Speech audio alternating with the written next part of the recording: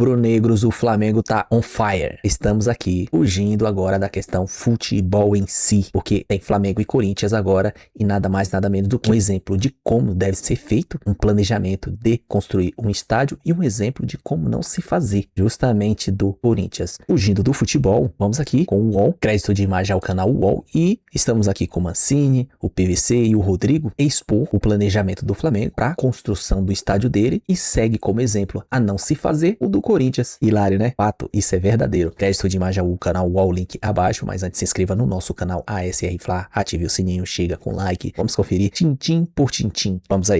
Rapaz, o Flamengo tem planos de acumular 1 bilhão e 500 milhões para a construção do estádio. Eu não sei, vamos pôr na tela então a nossa primeira arte, por gentileza? Toda vez que eu faço esse programa, toda sexta-feira, eu me sinto um pouco mais pobre, né? Porque é muito dinheiro, cara, 1 bilhão e 500 milhões é um negócio impressionante, as cifras são muito vultuosas. Então vamos ver aí qual é o planejamento do Flamengo para fazer uma poupança para o seu estádio. Custo estimado do projeto, 2,2 bilhões, recursos levantados, 2,233 bilhões, total de aportes do Flamengo, 1 bilhão e 311 milhões. Muito bem, Rodrigo, vamos lá para a gente entender da onde é que o Flamengo vai tirar, como é que vai fazer, vai ser cofrinho, como é que o Flamengo vai guardar essa grana? Vamos lá, Marcene, é a terceira da nossa série aqui sobre o estádio, né? Que acabou que passou muito tempo sem informação e agora a gente tem bastante informação a partir do momento que foram concluídos os estudos tanto da FGV e da Arena, e a gente falou semana passada sobre a mudança de plano, né? E qual é o plano que foi exposto ali no conselho? Depois eu fui bater com alguns dirigentes. Tinha três possibilidades. Uma, financiar e usar dinheiro de receita do próprio estádio. Duas, ter um parceiro, coisa que a gente já tinha comentado. E três, essa da poupança. A da poupança foi a escolhida pelo Flamengo. Então a FGV fez um levantamento do que é necessário para fazer, como que o clube tem que fazer essa economia, e expôs ao conselho. E aí a ideia é essa, que você tenha o clube consiga acumular 1,5 bilhão de reais em 10 anos. Então você tem que lembrar que são 10 anos para acúmulo desse dinheiro. Não é que vai chegar em um dia e vai conseguir acumular o dinheiro. Como que vai ser o acúmulo? Começa teoricamente em janeiro de 2026, ou seja, em janeiro do ano que vem. Só que eu falei lá no clube, falei assim, olha, já está acumulando caixa aqui, informalmente a coisa já vai indo, né? Digamos assim, recebeu recentemente um dinheiro da Betano, mas nessa primeira fase, que ainda não vai ser uma fase de obra, o clube economizaria em torno de 5,8 milhões de reais por mês, que dá em torno de 70 milhões de reais pouco menos de 70 milhões de reais por ano, que grosso modo, 5% da receita do Flamengo. Depois, na fase de obra, teria que aumentar bastante, e aí você iria primeiro para 11,6 e depois para 12,6 milhões por mês, que vai dar algo como 140 a 150 milhões por ano. Aí já é um dinheiro bem significativo, né? Você vai ter que reservar a valor de hoje 10% da receita do Flamengo. A expectativa do clube é que a receita esteja mais alta lá, então esse percentual seria menor. Mas você tem que contar que é um valor, não é qualquer coisa, né? Você juntar 150 milhões de reais por ano para você reservar para o estádio. Vai ser feito dentro de no próprio caixa do clube, não vai ter uma empresa separada dentro do plano, e chega a esse valor de 1,5, porque quando você acumula muito dinheiro, ao contrário do que acontece quando você acumula muita dívida e você tem que pagar muitos juros, quando você acumula muito dinheiro, você ganha os juros para você, né?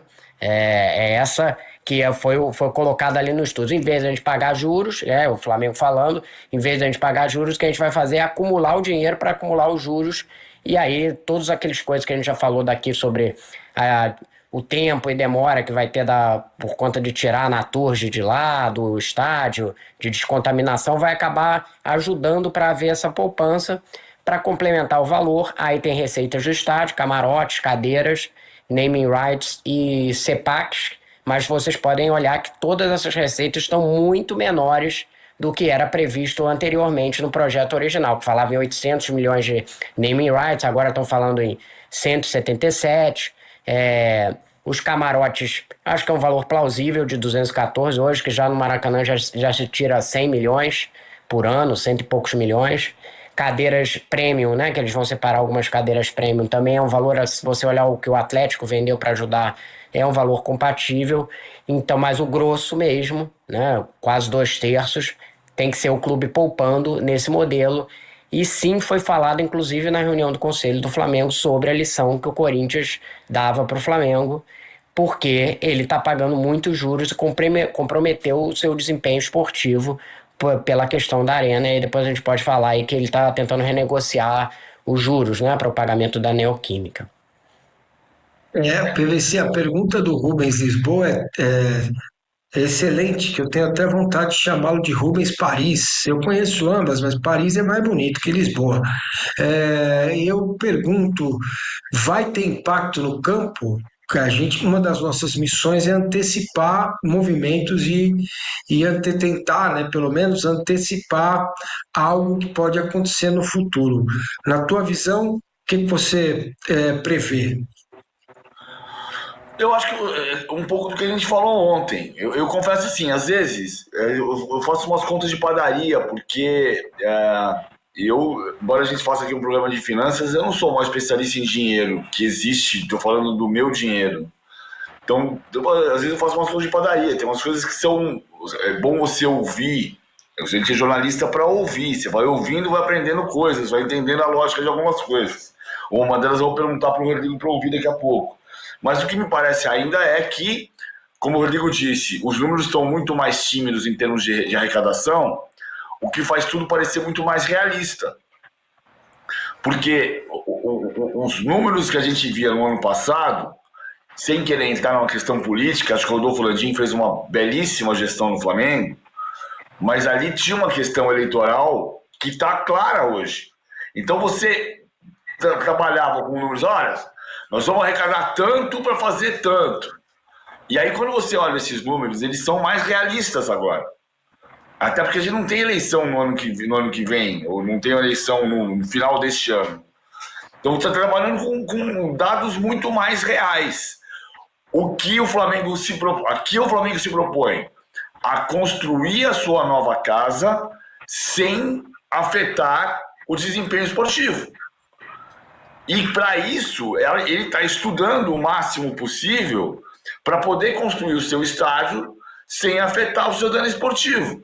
É mais ou menos na conta da sua família, da minha família. Quando a gente comprou um apartamento que a gente mora há 15 anos, a gente falou, olha, mas se a gente se apertar demais, a gente pode desistir, porque a gente não vai deixar de ir no cinema.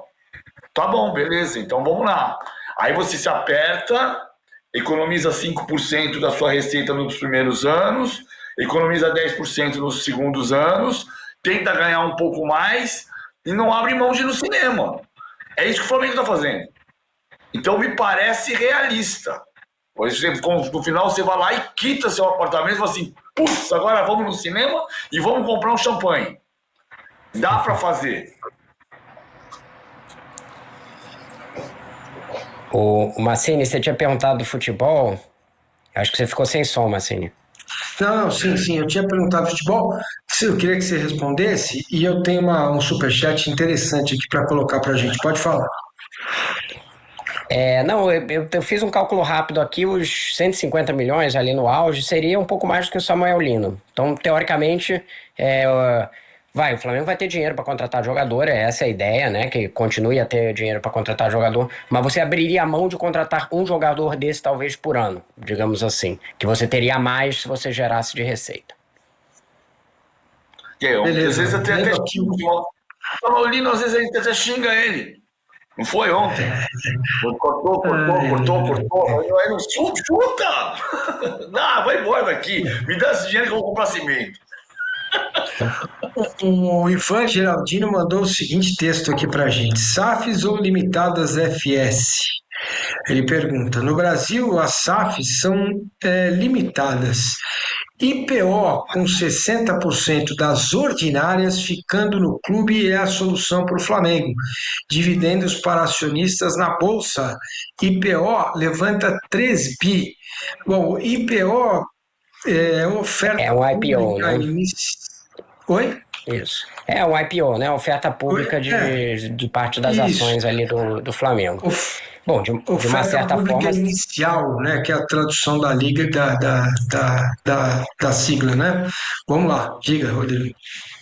Não, bom, isso aí tá descartado, mas eu sei que é uma discussão que, não necessariamente o IPO, mas já teve a ideia lá atrás, o Landim levantou, de você vender uma parte da SAF para investidores específicos, como foi feito no Bayern de Munique, né, que ele vendeu 24% da sua empresa para Adidas, Allianz, e aí usou o dinheiro para bancar o estádio. Isso foi discutido lá atrás, mas hoje tá descartado porque a SAF virou inclusive uma coisa muito não popular dentro do clube, é muito rejeitada dentro do conselho, então não acredito que isso aconteça.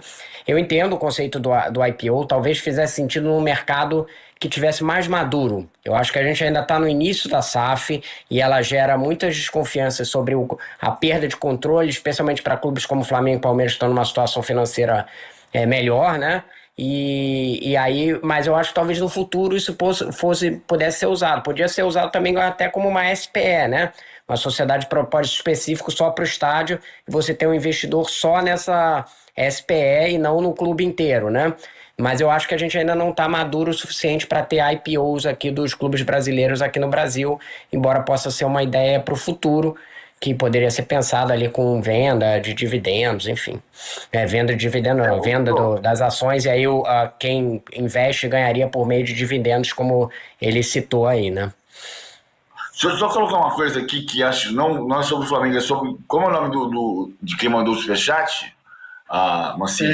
É o Ivan Geraldini.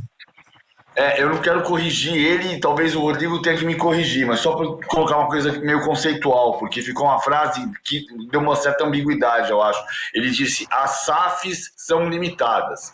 Não, só por uma questão conceitual. A SAF tem uma tributação, ela não é uma empresa limitada, ela é uma sociedade anônima, né? O Bragantino, Red Bull Bragantino é uma limitada, tem uma diferença de tributação, inclusive. Eu entendi o que ele quis dizer, né? A SAF tem uma vantagem, né? Explicando aqui, né? O que ele quis dizer é que as SAFs não estão indo ao mercado vender as ações. Por isso que ele disse as SAFs são limitadas, mas tem uma questão conceitual. O Red Bull Bragantino é uma empresa limitada. Ele está pagando ali 32% de imposto. As SAFs têm uma tributação especial dessa legislação, que é a Sociedade Anônima de Futebol. Então, as SAFs, só pela ambiguidade da frase, entendeu? Estou tentando separar as duas coisas para deixar claro. As SAFs não são empresas limitadas.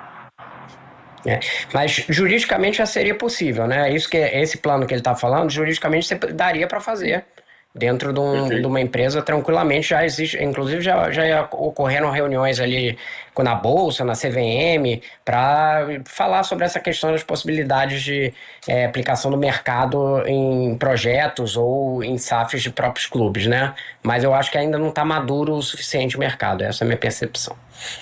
Muito bem, o mercado financeiro é maravilhoso, né? Eles têm siglas interessantes. IPO, eu já mandei um IPO, porque ninguém fala tapioca, né? Quero comer uma tapioca, fala tapioca. Não, é uma maravilha. A gente vai. É o programa de entendimento que a gente falou no outro dia, né? MOU, que virou. Isso. Comemorando o entendimento. Eu não aguento. Mo, Larry Champ, para mim, são os melhores. Financiamento do estádio do Corinthians. Vamos ver, vamos então falar um pouquinho. O Rodrigo deu uma pincelada dessa questão do Corinthians para a gente comparar. Interessante ter esses dados novamente, né? Custo do estádio, 985 milhões. Total financiado do BNDES, 400 milhões. Juro na assinatura em 2013. TJPL mais 3,5, aproximadamente 9,5. Novo acordo em 22, CDI mais 2%, aproximadamente 17%. Carência de 1 ano e pagamento de juros nos 2 primeiros anos. Dívida atual, 671 milhões. Mesmo com os aportes que a Gaviões fez, né? Eu achei esse movimento maravilhoso, bem interessante mesmo ver o tamanho, né, que uma torcida tem, o amor que ela tem por um clube, a ponto de fazer um acordo com a Caixa e pagar alguma coisa da dívida. Óbvio que é muito difícil. Mas para não cair nessa esparrela do Corinthians, Rodrigo, quais são os alertas para o Flamengo? Então, ali tem até um errinho que é TJLP, né? Taxa de juros a longo prazo. O erro de TJLP, digitação isso. provavelmente é isso. Esse índice que nem existe mais, né? Agora era o do BNDES para financiamento e hoje mudou para TLP, a sigla. Agora você vê, o Corinthians, quando assinou, pagaria 9,5% de juros sobre a dívida dele. Atualmente, depois da renegociação de 2022, essa taxa, eu falei com uma pessoa do Corinthians essa semana, está em 17%. Então, olha o que aconteceu. Foi só porque trocou o índice em 2022? Não. É óbvio que aumentaram todos os juros no país e os juros lá de trás da TJLP já seriam mais altos, mas não seriam nesse nível de 17%. E o que fez o Duílio na época dessa negociação? Ele ganhou uma carência de 1 ano e passou a pagar só juros no ano seguinte que ele voltava a pagar. E aí tem uma controvérsia, que eu ouvi duas pessoas do Corinthians, elas têm versões diferentes. Uma dizia, não, mas a taxa já estava muito ruim, quando o Duílio renegociou, ele só renegociou e aí aumentou um pouquinho, algo nesse sentido, ou ficou até melhor e tal. E a outra pessoa que eu ouvi, que não era da direção, falou assim, não, a gente questionou na época e tinha um aumento significativo de juros quando teve essa renegociação. Por que a gente está falando isso? Porque agora o Corinthians quer baixar os juros dele. Só que ele fez uma renegociação em 2022 que jogou para CDI mais 2%, que dá 17%. Então ele fez uma renegociação que jogou a dívida lá no alto, né? O percentual lá atrás, para ter 1 ano de carência. E agora ele está tentando, de fato, para um financiamento de longo prazo, está muito alto, né? Esse de Selic. Agora, era outro país. E esse que é a questão da lição, né? O Corinthians, quando fez todo esse plano lá em 2013, tem um monte de erro dos administradores do Corinthians. Não estou passando pano para eles, não. Eles cometeram uma quantidade de cagadas nesse projeto do estádio que a gente poderia passar um programa inteiro aqui falando. Mas também o país virou outro. E esse é o risco de você pegar um financiamento a longo prazo. Você pega um financiamento para pagar em 12 anos, como era na época, e aí o país muda completamente, os juros dobram e você vai ficar encalacrado, agora tem que pagar em 2041. Então, teve todos os erros da administração, mas teve também uma mudança de circunstância que para quem tinha Aí você saiu de 400 milhões para 671. O Corinthians ainda deu sorte, podemos dizer assim, da falência do Odebrecht, que ela acabou não cobrando o restante do estádio lá que estava previsto, porque tinha 400 e tantos milhões na Odebrecht, eles acabaram quitando na confusão que deu toda da Lava Jato lá. Não estou falando que teve nenhuma ilegalidade não, mas uma negociação ali no meio que a Odebrecht, se ela tivesse forte como estava anteriormente, ela não ia deixar passar, né? Então, eu acho que isso mostra os riscos que está hoje. O Corinthians, aí você vai falar assim, afeta o desempenho esportivo do Corinthians, ele está com muitas outras dívidas, aí a gente pode passar até mais para adiante por conta disso, porque ele perde muita receita, porque ele paga muitos juros. Claro, tem outros erros, já tem uma dívida fiscal de 800 milhões de reais que não tem nada a ver com isso, que o Corinthians não pagava imposto, né? Mas, de qualquer jeito, o estádio teve um impacto muito grande nas contas do clube, né? Sufoca o clube. São 127 milhões de reais de dívida, é o cálculo que o Osmar Stabile faz hoje. 120 milhões de reais por ano de juros, por causa da CDI mais 2%, como está escrito ali. 127 milhões de reais só de juros. Essa semana teve, o segundo Osmar Stabile, o que aconteceu foi que o presidente da Caixa, Carlos Vieira Fernandes, convidou-o para uma conversa. E a curiosidade foi que quando o Osmar Stabile chegou na Caixa para fazer a conversa, o André Sanches estava lá. Aí a gente falou que o André estava lá junto com o Osmar Stabile para negociar a questão da Caixa. Provavelmente o que aconteceu foi que o Vicente Cândido, ex-deputado, foi quem fez a articulação, e o André sabia da articulação e foi até a Caixa para participar da reunião. Aí o Osmar Stabile falou, não, tá tudo bem, não tem problema. Não tá tudo bem, né, PVC? O Andrés foi o principal responsável por colocar o Corinthians nessa situação e ter cometido vários erros em tocar o projeto. Não é ele que tem que ser a pessoa que está lá para resolver a situação, né? Claro. Justo, mas aí a gente está discutindo uma questão política que é a seguinte. Bom, primeiro, o Osmar Stabile está montando um grupo de reestruturação financeira mais uma vez, né? Mais uma vez, por exemplo, vai ter um novo grupo de reestruturação financeira. 1 ano atrás chegou o Fred Luz, que ia ser o CEO do Augusto Melo, que ia solucionar os problemas. A gente está falando um ano depois. O Fred Luiz não recebeu, não era CEO, não era CEO. Bom, um ano depois tem um outro grupo de reestruturação financeira. Uma parte de quem renegociou no passado, o que sabe, gente do Corinthians que sabe como foi a negociação, diz que o que se discutiu na Caixa, que mais avançou, foi que se criasse um fundo imobiliário. Se discute, inclusive, se a viabilidade do mercado hoje existiria ou não para isso, mas que se faria um preço para quitação à vista do estádio, para tentar jogar no mercado com um fundo imobiliário que poderia arrecadar um valor que chegasse a esse valor da quitação à vista, que teria que ser negociado, e aí você podia quitar o estádio com o deságio de pagar, sei lá, 450 milhões em vez de 671, 500 milhões em vez de 671. Mas também não se entende que o fundo imobiliário hoje tenha receptividade do mercado que teria num outro período. Mas isso é uma negociação que vai ter. Isto pode acontecer, foi o último passo da conversa. E já se aponta um erro político do Osmar Stabile, que é o seguinte: Osmar Stabile foi, supostamente, a convite do presidente da Caixa, conversar sem levar algumas das pessoas que fizeram as últimas conversas com a Caixa. Para dizer, vamos retomar dali. Ó, é importante para a Caixa receber o dinheiro, é importante para o Corinthians ter uma forma de viabilizar o pagamento. Vamos partir não, senão você vai sozinho. Vamos tomar um café? Vamos. Aí, se você não sabe se o cara quer tomar um ristreto ou um longo, é melhor você já saber para saber em qual cafeteria você vai. E o risco é você começar tudo de uma conversa preliminar de novo, porque está sempre em processo de mudança. Bom, são 670 milhões de reais, 127 milhões de reais de juros por ano. Veja, da maneira como está, de fato, o Corinthians não vai pagar. Não vai conseguir pagar, não é calotear. Não pode calotear. O Corinthians tem que conseguir negociar uma forma de voltar a pagar de uma maneira que fique menos estrangulado. Ou seja, para voltar para a origem dessa conversa, que consiga fazer o que o Flamengo está tentando fazer. A gente paga e tenta ir ao cinema. Se não uma vez por semana, vamos uma vez por mês. Tá aí, pessoal, o vídeo fugindo um pouco do futebol em si. Aqui é uma aula de como o Flamengo planeja construir seu estádio, o nosso estádio como torcedor flamenguista. Cara, essa aula aí serve para a vida. Temos aqui o exemplo de como se deve fazer e de como não se deve fazer.